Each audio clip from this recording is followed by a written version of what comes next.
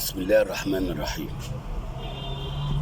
قبل ما ابدا الكلام واقول السلام بقول تحيا مصر العظيمه، مصر ام الدنيا، مصر قد الدنيا.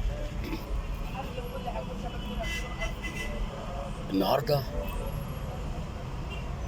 هتكلم لان انا اليومين دول بتكلم على من واقع الحياه،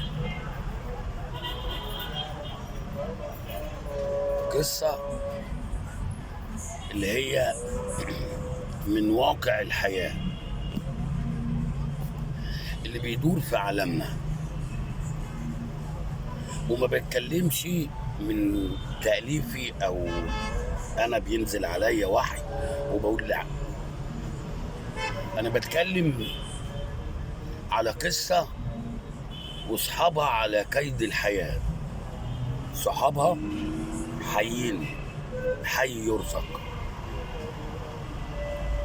وقبل ما بتكلم بيكون اللي هو بيقوله على لسانه او اللي هي بتقوله على لسانها انا بحكيه بالامانه، على صوم اللي انا بوعي الناس اني يحرصوا ويكون ده على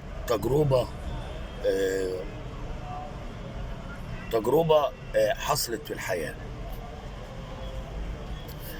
اتكلمت على الاب المسلم اللي اتجوز المسيحيه وكان عندها بنت وقالت له ما تضغطش عليها، لو البنت وافقت هتبقى على دين المسيحيه سيبها، وكبرها وعلمها والكليه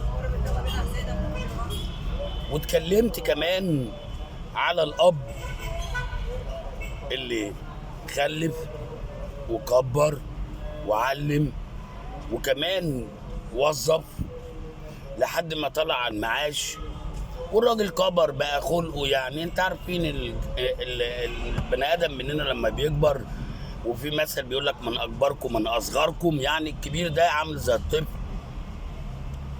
ولكن الزوجه اتكتلت عليه هي والاولاد، وخلاص الراجل ده مش عاوزينه. جابوا هدومه ولفوها كده ببقجه وحطها له على السلم ويلا كرشوه. ما ده اب وده اب. طيب يا عم يسرى نجار، القصه الثالثه ايه؟ القصه الثالثه بتاعت اب اتجوز وخلف واحد، وكان حصل خلاف كبير قوي، والابن كان المولود كان لسه يدوب عنده 6-7 شهور، يعني داخل على سنة، وحصل طلاق. وهي خدت وقعدت، وهو كان بيسافر بره دول عربية كالعراق، الأردن، ليبيا، يجي اجازه ما بيروحش المكان اللي هو كان متجوز فيه، خلاص هو ترك الدنيا كلها، ولا يعرف الواد ولا يعرف الام. هو كان بيسافر ويجي عايش لنفسه، عايش مع حاله، وبدأ يشتغل في التجاره ويصدر وكده الحاجات اللي هي كانت في الوقت ده بتتصدر بره، هي عباره عن الكموهات والحاجات دي. ان هو اصلا كان نجار، وبدا يعني عيشته حلوه وخد شقه وقعد مع نفسه، ويسافر يروح تركيا، الاردن، العراق، ليبيا، الكويت، السعوديه، عايش. وفاتت سنين كتير. عشان تعرفوا يا ساده، اللي زرع حصد. في السنين دي كلها ما فكرش في يوم من الايام اللي ليه ابن، ليه واد ما يعرفش عنهم حاجه. الام ما عادتش كده، معاها عيل لحمه، حته لحمايه صغيره، اتجوزت وخلفت، واللي اتجوزها راعى الواد ابنه، والواد كبر. ما هو المثل بيقول اللي زرع حصد، والواد كبر بقى 12 13 سنة. تشاء الظروف ان الاب كان موجود عند واحد بيحاسبه على فلوس، وايام سيف قاعدين قدام باب الدكان، وكان في بعض الشباب بيلعبوا كوره في الشارع، والكوره بدات تيجي ناحيتهم، والراجل صاحب الدكان بيقول له ما تشغلش دماغك دول جيراني وبتاع. ومره على مره مسك الكوره قال لهم لا لما امشي ابقى اديكم الكوره. حصلت مشاده بين الشباب وبينه، واحد الاطفال كان عنده حوالي 12 سنه او 13 سنه قال له لا لازم اخد الكوره، والواد حكم رايه، وتم التطاول بالالفاظ بينهم. تم التطاول بالالفاظ بينهم، يعني بالمعنى البلدي او بالعربي زي ما بنقوله حصل شتيمه. ضرب الواد، راح الواد لابس كوتشي، راح قلعه وضرب بيه. هو الولد ما يعرفش ان ده ابوه، يعني الواد ما يعرفش اللي ضربه بالكوتشي اللي ضربه بالجزمه ده ابوه، ما يعرفش.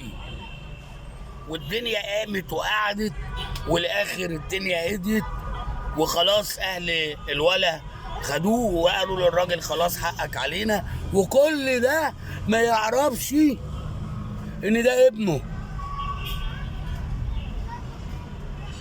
وبعد ما الدنيا هدت الراجل صاحب الدكان اللي كان قاعد عنده بص له وقعد يضحك. قال له انت بتضحك عشان عيل صغير ضربني بالجزمه؟ قال له اللي ضربك بالجزمه ده ابنك، اللي ضربك بالجزمه ده ابنك اللي انت سبته من 13 سنه. ده ابني؟ قال له اه. وقع من طوله سورق، والاسعاف شالته ودته المستشفى.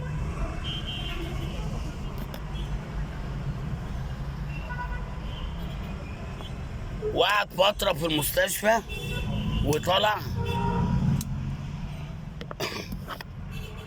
وبدأ راح عند الراجل ده تاني ان يتكلم مع الام والزوج اللي هو جوز مراته اللي هو جوز طليقته، اللي هو يعني يعوض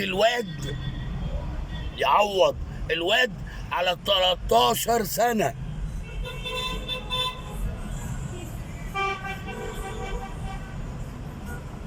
الولا قال ابويا اللي رباني، ابويا اللي رباني مش حارمني من حاجه، وانا ما اعرفكش، والافضل ليك بدل ما تسمع اهانه تانيه ما نشوفوش وشك تاني.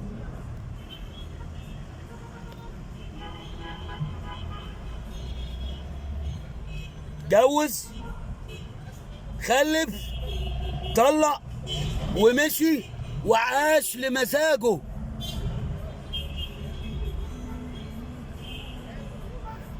ودي مش انا اللي بألفها، لا دي قصة حقيقية واصحابها موجودين. وانا قبل ما بتكلم بقول، وقبل ما اقول القصة قلت لصاحبها اقول، قال لي قول لعل الناس تتعظ وتعرف اللي بيتجوز بيفتح بيت، بيشيل مسؤولية، عشان يربي بيئة صالحة. جوز خلف ارمي الشارع، وبعدين يتهم الحكومة. بص تبع الفلوس ده. بعد كده حتى تبع الفلوس يقول يا ريت اللي جرى وما جرى. دي حتى تبع الفلوس. عاوز اختم الكلام واقول السلام. ما احنا عندنا التقاليد مثلا في الفلاحين في الصعيد، الاخوه العرب لما يجوا يجوزوا البنت ما بيعزموش، ودي حقيقه. الثلاث ملل دول لما يجوا يجوزوا البنت ما بيعزملوهاش. لا، ختمت الكلام وقلت السلام، وعاوزكم تفكروا في الكلام. يا شعب مصر، حافظوا على بلدكم، حافظوا على بلدكم. مصر أم الدنيا، وده مش كلامي، ده كلام النبي. حافظوا عليها. التحية العسكرية لأني كنت بخير أجناد الأرض. تحيا مصر، تحيا مصر، تحيا مصر. بشكركم.